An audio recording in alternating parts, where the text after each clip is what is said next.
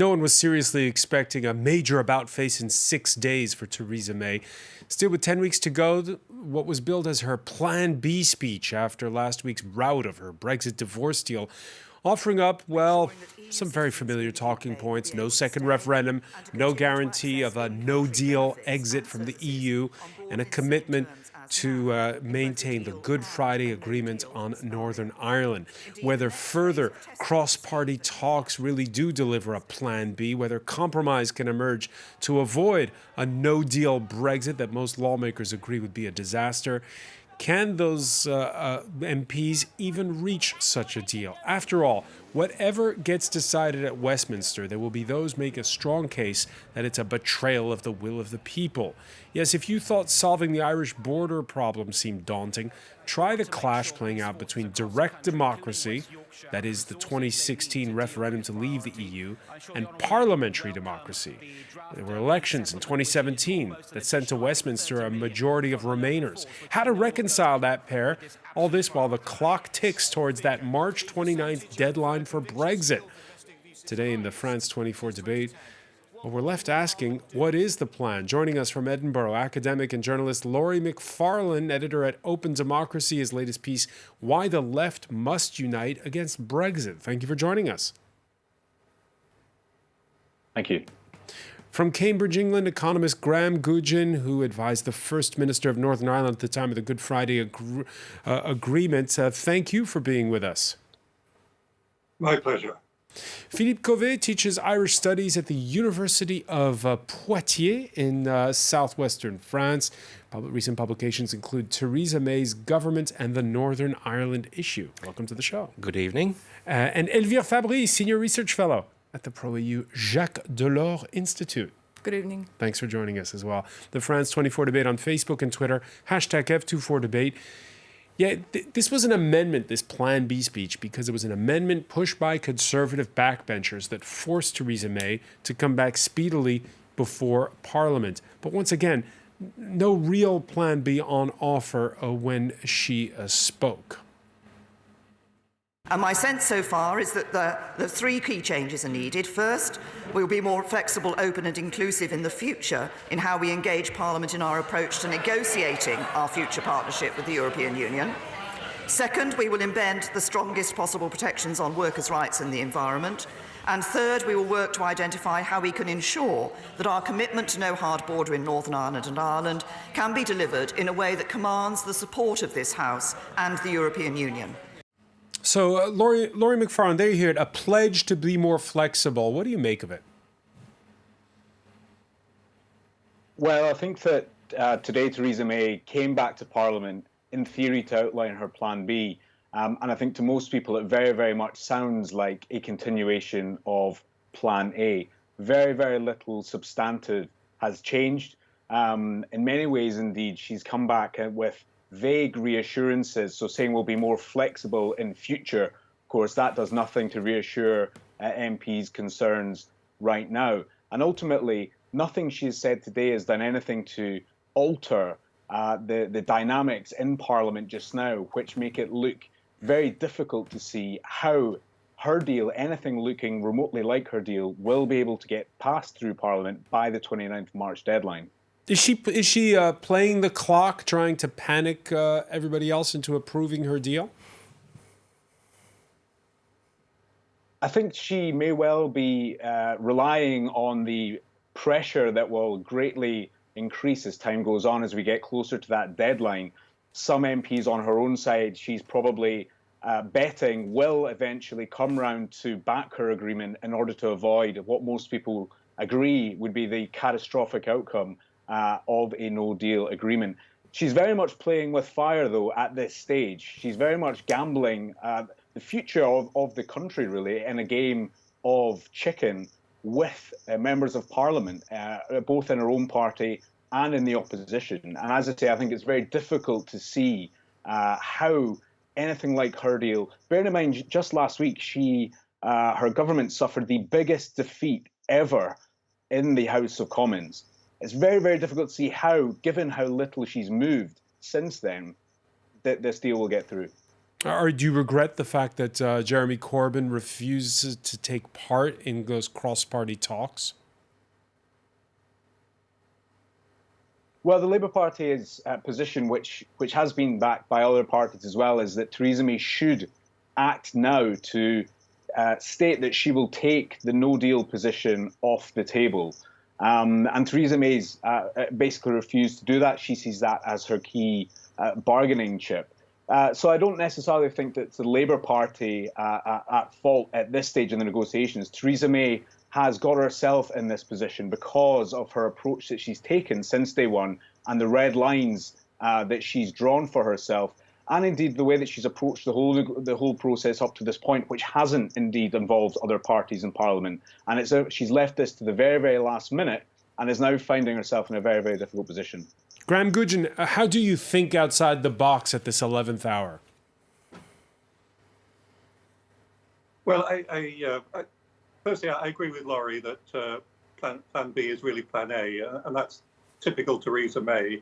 She makes up her mind and she sticks with these things through thick and thin. The trouble this time is that this won't work, of course. The EU in Brussels has said that they won't reopen negotiations. She certainly won't get enough change, I think, to get this through Parliament. She lost by 230 votes last time, a massive defeat. But I think what will happen is that we'll get very close to the 29th of March within the last 2 or 3 weeks. And then I assume Brussels will then be in the market for some sort of negotiation, and that we will go to something like a free trade agreement with quite a few side deals. And most of that is already on offer. I don't think it's very, very difficult. But even if we don't, it's no disaster. I mean, I disagree with Laurie on that. The average tariff, if we do go to tariffs, is about 3%. All our companies are currently completely compliant with EU rules. Modern customs arrangements mean very few lorries will be stopped. Calais says it's well organised so that there won't be any more lorries stopped.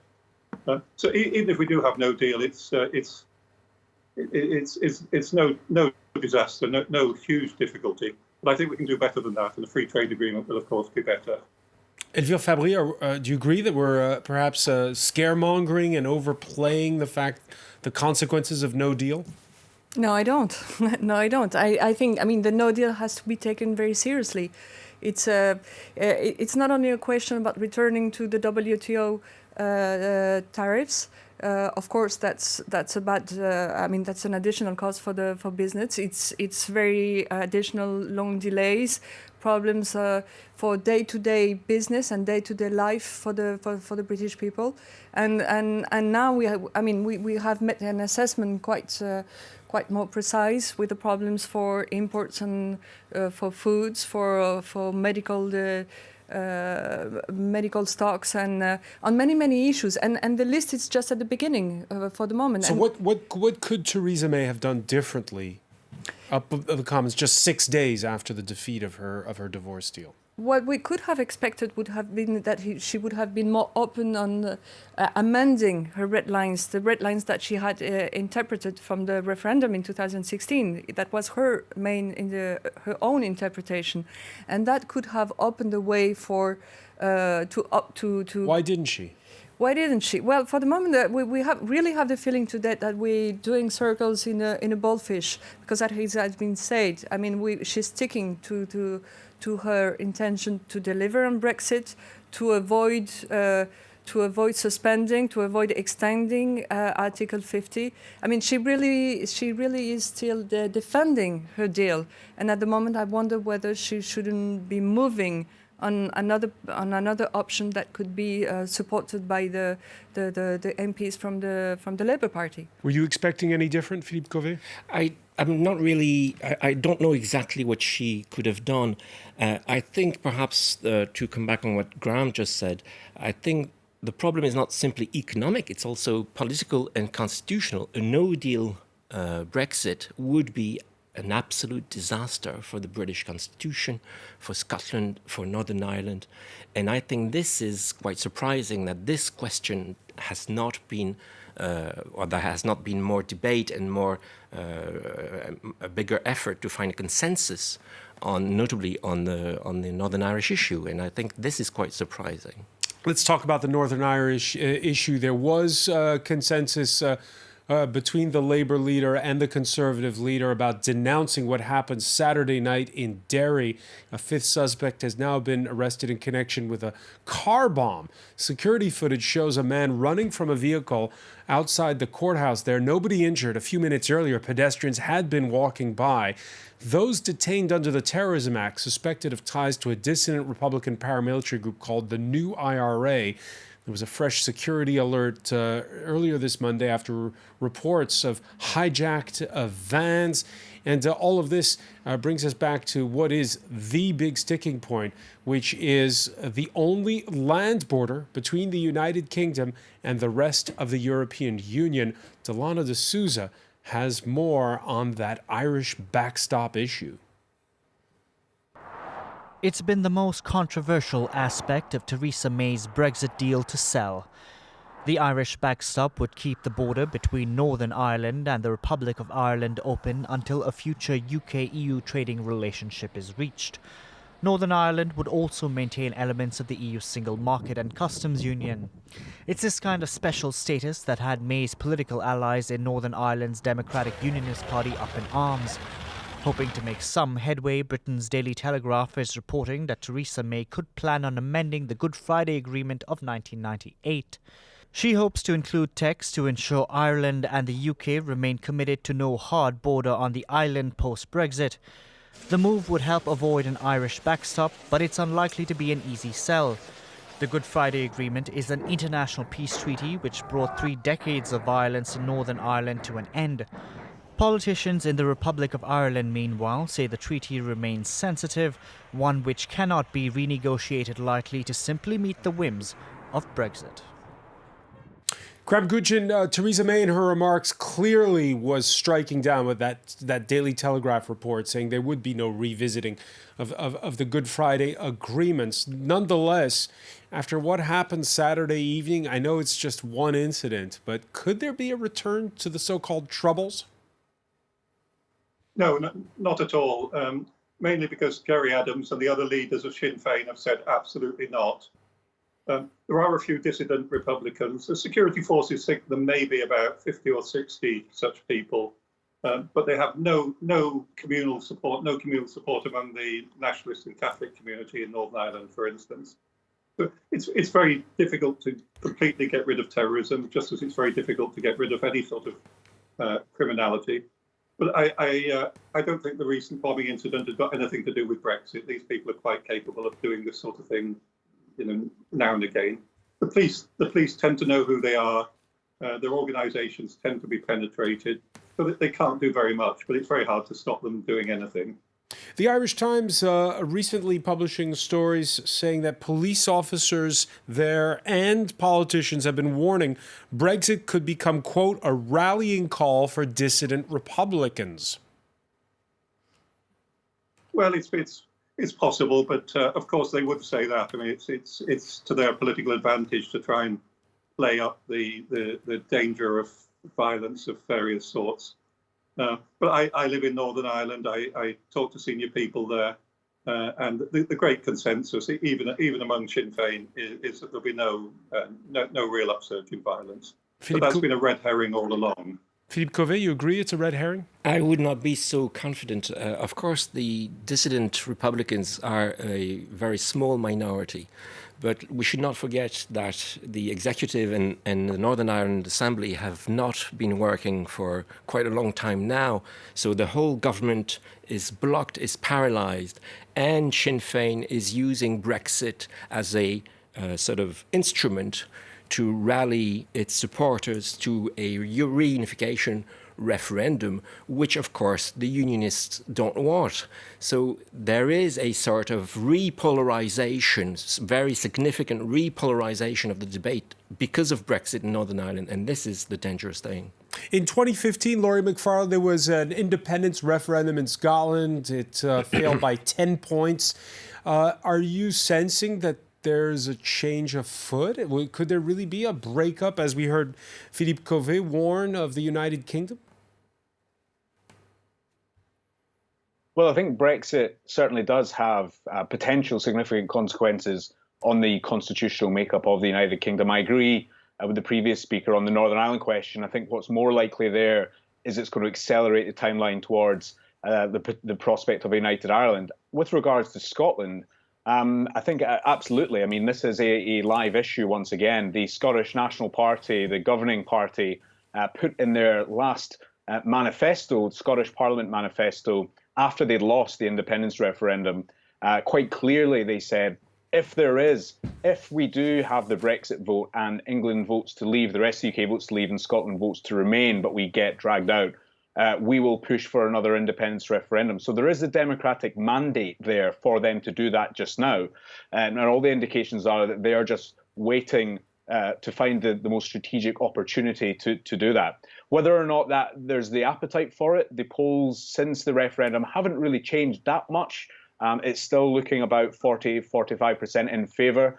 But certainly the more that the UK government kind of messes up or is perceived to be messing up the Brexit negotiations, and the more that the UK looks like it is embroiling the country, and particularly Scotland, which voted Remain, in a different direction than the Scottish population thinks is desirable, then I think certainly it increases the chance in future of Scotland becoming independent.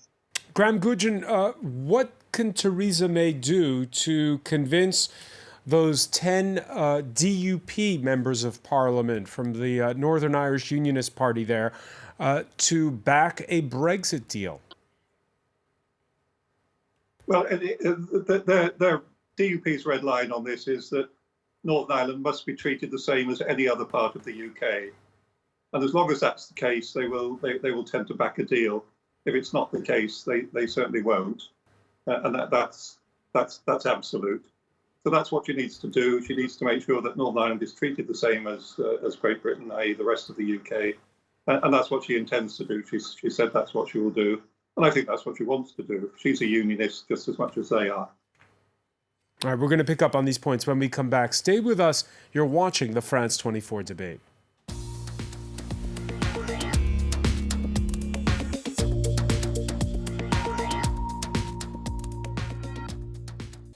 When it comes to romance, the French have the reputation of being passionate, first-rate lovers. Well, Jeannie, we have a lot going for us. French is the language of love. Paris is the city of love. But what's it really like to go out with a French person? What about French dating rules? Or what about French attitudes to marriage, divorce, and infidelity? Join us for the next episode of French Connections Plus, where we give you the ins and outs of the game of love à la française.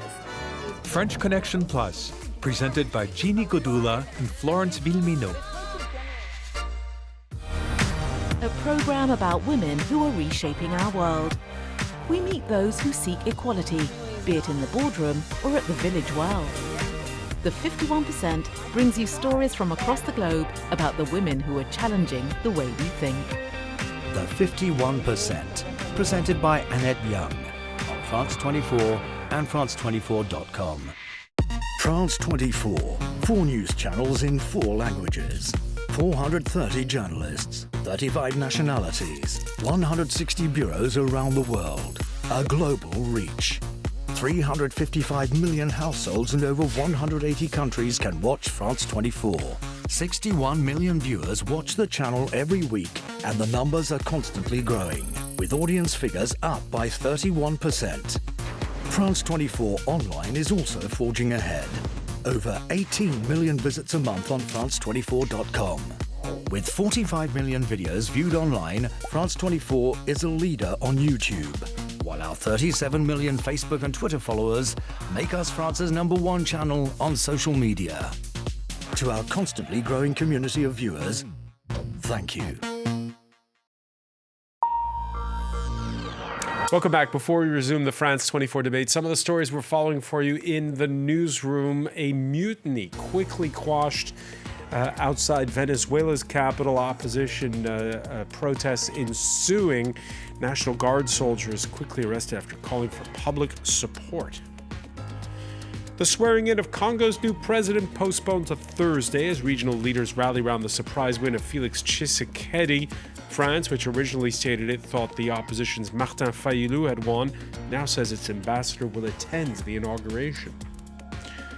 UN envoy Martin Griffiths on an unexpected trip to Yemen, this in a bid to keep the ceasefire going in Hodeidah and the peace process on the rails. We'll be showing you the first of our France 24 series, taking you to Houthi-held northern Yemen. The planet's richest 26 people are worth as much as the poorest half of humanity. That's according to Oxfam. Its executive director speaks to Stephen Carroll at the World Economic Forum in Davos that's coming up in business.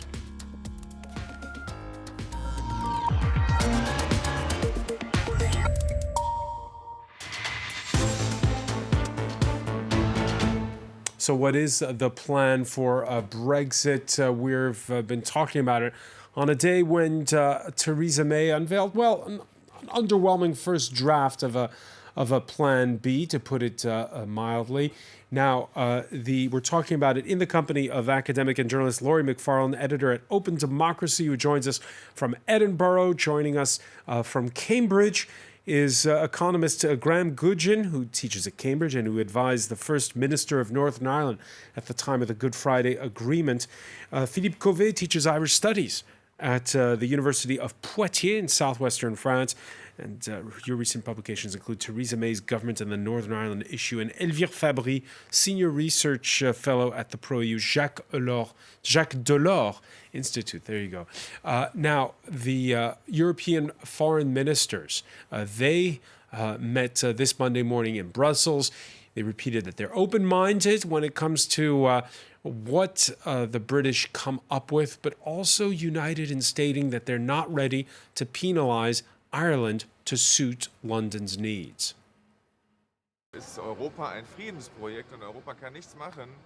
Europe is a peace project, and we cannot have it that in parts of Europe conflict breaks out again, which we have for some time resolved. It is a very sensitive point, and therefore this is a point on which I cannot imagine much change in negotiations. Do you have confidence in Theresa May? Of course. And is it too late, or is there still a chance? I don't know. I don't really know. He doesn't really know. Is that, again, I asked the same question I asked you in part one of our discussion, Elvire Fabry. Is that scaremongering? Well, I don't think that Theresa May would take a risk on the backstop. That's very clear. Just to go back to what has been said previously in the first part of the debate, I think if we listen to the what has been coming from the Irish government from the beginning of those negotiations, all the warnings that they have sent themselves say something about the assessment of the risk of the returning to restoring a border between the Northern Ireland and the Republic of Ireland. And so at this stage, I mean, Theresa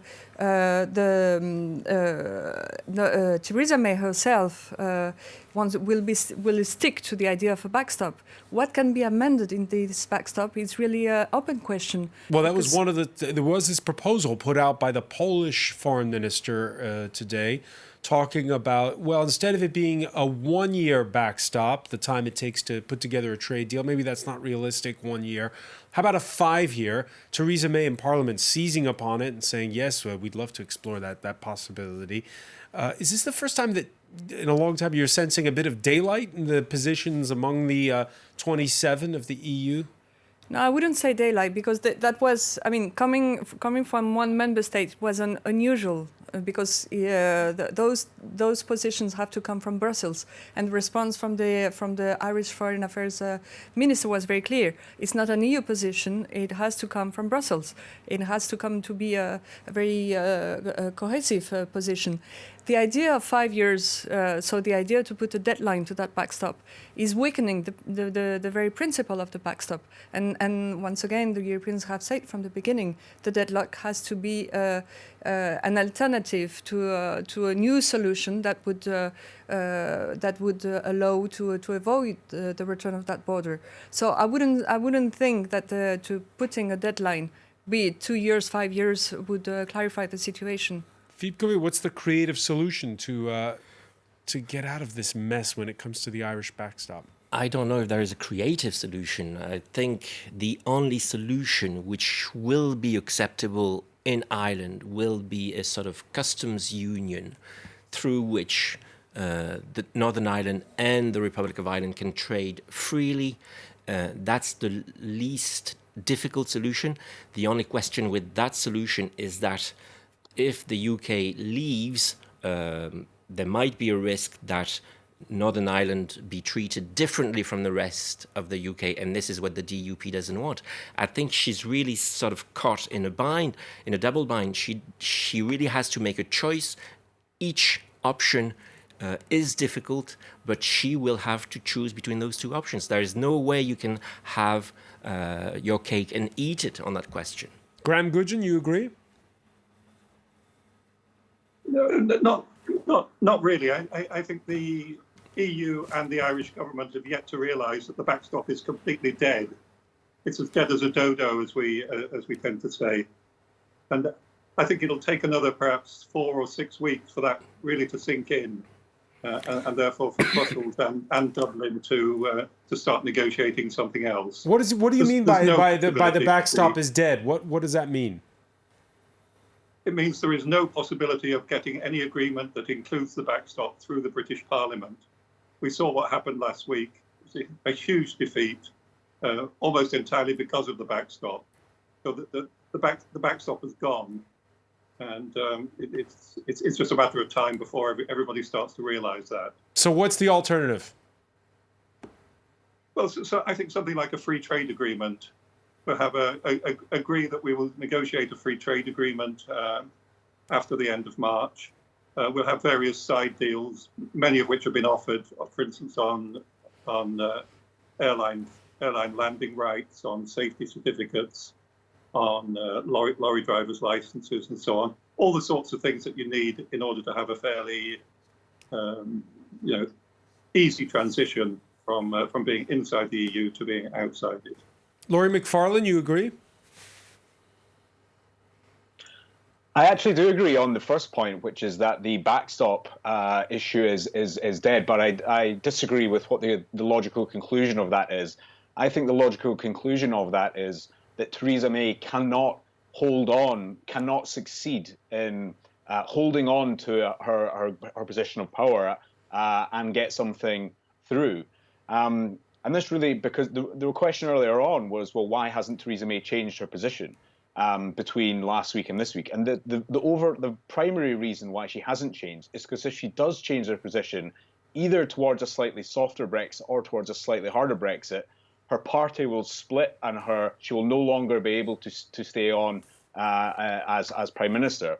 This has been the case from day one. Brexit has been about a split within the Conservative Party, and that we're seeing that split play right the way through to today. Is it also a split though within? Is it also a split within? Is it also a split within the Labour Party? Because we heard Jeremy Corbyn in his statement that he read today saying, "Well, Brexit, it was the will of the people in 2016, and this House voted for Article 50 to start the process towards leaving the European Union. He accepted as a fait accompli that Brexit is coming." That's a minority position within the Labour Party. There's absolutely no doubt about it that Euroscepticism has a long tradition on the Labour left, and that's a tradition by which Jeremy Corbyn comes from. But it's also absolutely the case that Brexit, as in the Brexit process that we have today, has from the get-go been a project predominantly of the right by the Conservative Party and of UKIP in terms of the campaign that was run, in terms of the key players, in terms of the agenda. The power forces behind Brexit up until this point have not been, for the most part, Labour or left-wing forces. They have been right-wing, free market and anti-immigration forces that have been driving forward the agenda. And if you look at the Labour side in Parliament, overwhelming majority are Remain MPs, and indeed the Labour Party membership is overwhelmingly Remain as well. And so certainly, although there are, of course, people on the left who support Brexit for all different types of reasons, the overarching majority of both membership and MPs are overwhelmingly in support of Remain. Yeah, lots of reactions on the hashtag F24debate. Some one viewer questioning the tactics of the Labour leader. I can't help thinking Jeremy Corbyn missed any opportunity that was gained by the rejection of the May deal last week by sitting on the fence and calling in the no confidence vote so soon. Now, we just heard there Laurie McFarlane mention what is the overwhelming view within the Houses of Parliament. And to strike a compromise, should the House of Commons rethink its centuries-old seating arrangement? Here you see right now the House of Commons, this is the way they sit. It's face-to-face, and they still have a seating plan tailored to a confrontational debate in a two-party system. But again, as Laurie just said, Brexit has upset traditional fault lines with Remainers and Brexiters on both sides. If you want, just look at France's own parliament. When Emmanuel Macron's election effectively blew up the traditional centre-left and centre-right blocs, the Assembly's semicircle obliges, and there you have that big part of yellow in the middle. Those are all the pro-Macron MPs. Is it time to change the seating arrangement in Parliament, Laurie McFarlane? And because it's just not adapted to the situation we have right now.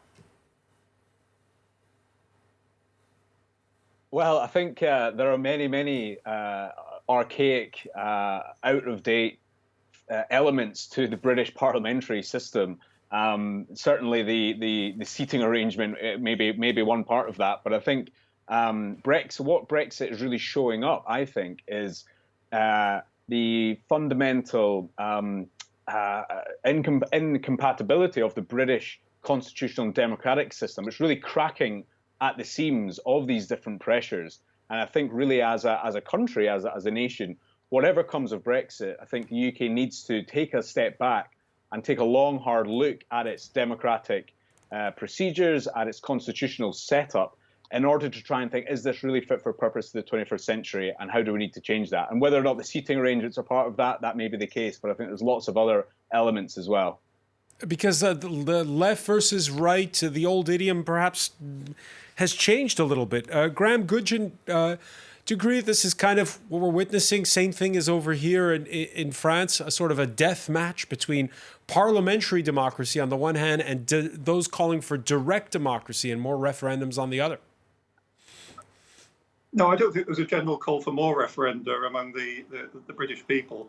The basic problem here is that the British population, as was shown in the referendum, are pro-Brexit, but Parliament, the MPs, even if they represent pro-Leave constituencies, tend to have a Remain majority. But what happened? Because you had Graham the referendum in June of 2016. Then a year later, you had a snap election, and all these Remainers got elected. So what happened? Well, but both parties supported Article 50. They supported leaving the EU, and now I think some MPs, quite a lot of MPs, have got a sense that they may be able to overturn this in exactly the same way as the European Union tends to overturn referenda that it doesn't like. You know, as happened with France, the French referendum over the European Constitution. That would be dreadful. I mean, British democracy just doesn't work that way. And I think it's clear now that there won't be a second referendum. And we have to do something more sensible than that. Philippe Cauvet, there really is a deeper discussion going on, not just in Britain, but over here in France, about citizens' initiatives, referendums, and the idea of is parliamentary democracy representative? I don't know if parliamentary democracy is representative, but referendum is not necessarily a solution, especially in the British case. There is this constitutional system, which is a sort of atypical system where Parliament is supreme, and therefore there is no higher power than Parliament. So when you introduce a referendum, you decide that there is a higher power than Parliament. And this is the constitutional issue here.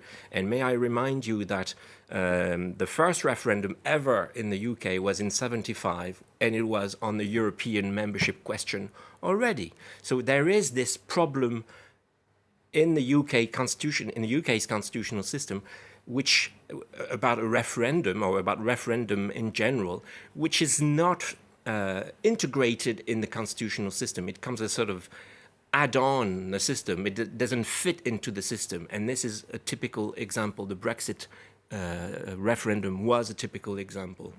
Elvire Fabry, can you ever restore the legitimacy of Parliament after again a vote like that? You just heard Graham Gudgeon say we're not going to have a second referendum. So the one referendum happened.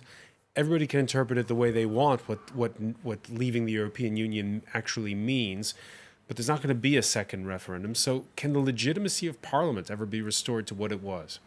Well, you're right to say that that drives us towards a debate between direct democracy and representative democracy.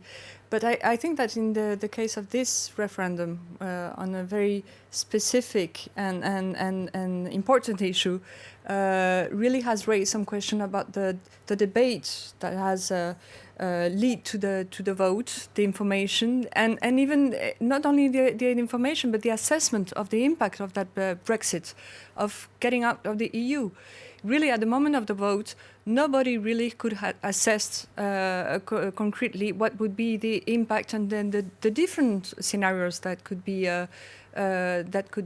chosen after this vote. And that's why it's very interesting in the case of Brexit to see all what it tells us about what we have built in the internal market, what is the EU today, and it is really... And is the UK due for a big bang in its political party system, the way we witnessed it in 2017 here, with the big center-right and center-left blocks just getting obliterated by this newcomer who was, quote-unquote, had never been elected to office and had a bunch of neophytes who run for his party? And is Britain due for that kind of a seismic change? No, I think, I would say the French situation and the British situation are very different ones. Brexit has the potential to not to blow up, but to create quite some turbulence in the House of Commons and redistributions between the parties, and we will have to see in the two main parties what will be the implications and what would be how they survive to all this Brexit issue. But I wouldn't, at this stage, make too much parallel between the French situation and the British one. Laurie McFarlane, the Prime Minister making clear in her remarks that it was up to the government, not to the Parliament, to formulate the policy going forward. I know there's been a lot of talk in the last couple of weeks. There's even been amendments passed by the House of Commons to give more power back to the lawmakers. How much realistically, how much power can you give to MPs in this situation? Absolutely. I think what the developments in recent weeks has really raised the question of is, where does sovereignty really lie at a country like the UK, which doesn't have a written constitution? Is it Parliament? Is it the government? Is it the people who voted in a referendum? And I think certainly Theresa May's authority as Prime Minister to lead her government was severely, severely undermined last week with that defeat, that historic defeat in Parliament. And I think that we will see an attempt by MPs to try and seize control of the agenda. One thing I think is really, really important just to highlight, though, on the question of referendums that was just mentioned, I don't think the problem necessarily is referendums as such. I think that the way that the referendum was conducted on the Brexit debate in 2016 was just a really, really bad example of how to do it. Contrast that with the Scottish case that you mentioned before in 2014.